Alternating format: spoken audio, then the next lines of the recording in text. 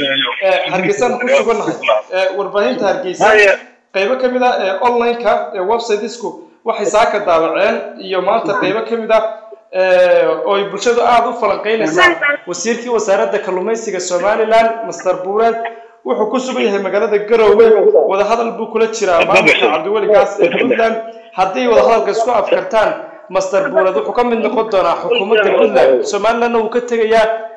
iminka Garowe ku sugan yahay bii leeyahay hadda wararka maxaad kala socotaa maxaa ka jira على كمان جيران هذي نهار قروي لأن يقع ما وحنا وسخر أقول هذا هل كان هذا كوسوس ممكن أقول هذا دميت في نواد جوري هذا إن شاء الله نحن صنعنا يا مركا أذكارين بعيد وحول كجيرين راح هذا بحرب كوسوس تبي هذا كوسوس يا مركا وسخر عنده شوي واحد سخر كلام لكن حول كمان جيران أذكار واحد لكن waxaad leedahay wada hadal nama dhaxmarin anaga iyo maamulka gaas ya adiga iyo maamulka gaas waxa leedahay wada hadal nama dhaxmarin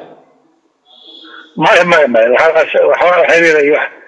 shaqa suuleena ma jirto anu meel maamulka ka tirsanayaan wasiir waxaan ku weydiinayaa su'aal kale oo ka baxsan mawduuca beeshaad ka soo jeedo gobolka Sanaag jabhad bay ku dhawaaqeen ciidan oo isku difaacayaan sidoo kale waxay nin kooxdaas u hadlayay wuxuu sheegay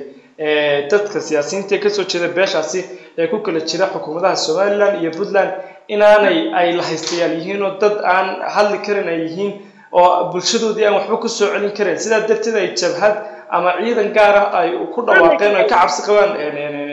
kooxaha al-shabaab iyo daacish halka ku sugan arrinka maxaad kala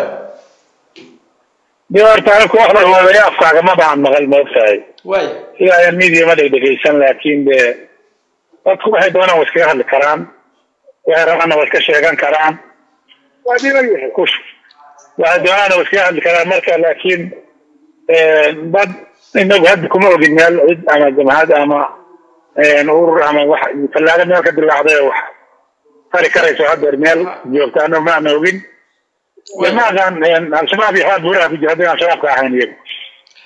beeshadu wasiir media way ku jirtaa waxay sameeyeen oo ay ku dhawaaqeen inay yihiin 300 oo askari oo ciidan ah oo bulshada dhexdeeda laga soo qoray waxay sheegeen inay siyaasadda ka madax bannaan yihiin waxay baaq u direen qurba joogta idinka siyaasadaha qoladiina siyaasiyiinta aad bay idin dhaleecaynayeen aad bay idin eedeynayeen ma la xidhiidhay adigu qolooyinka ciidanka ku dhawaaqeen إرجعوا ها إرجعوا أنا بري بنت حاجة لو نقول كيلومتر بري حاجة ده أربع جوجا هل كان واحد سمية لين يدو حكوا جن مجرته يدو بضاعة كود أنا مجرته إرجعوا أنا دولة دي إذا كوا جوجا بيلا فاي دي حاجة شجران فليش الشيء لها كمان مغل مركز بيرتا أنت تلفزيون أما معرض يوصل أما معرض لكفر الصوت وهي الغرض كلام وقتها way laakiin idinku siyaasadaha mar hadda xukuumadii iyo bulshada dhaxutiin dadkii deegaanku way cabanayaan midan idinku aydan gaarsin mashaariicaha horumarineed ee xukuumaddu ay ku talagashay deegaanada lagu horumariyo lagama waayo binaadan cabasho lagama waayo binaadan waska waa caadi wixii la qaban karana waa la qabtaa wixii la qaban waayona dee la qaban waa ma garatay way marka laakiin dadkan aad ka sheekeynaysaa ama meelaha ka hadlay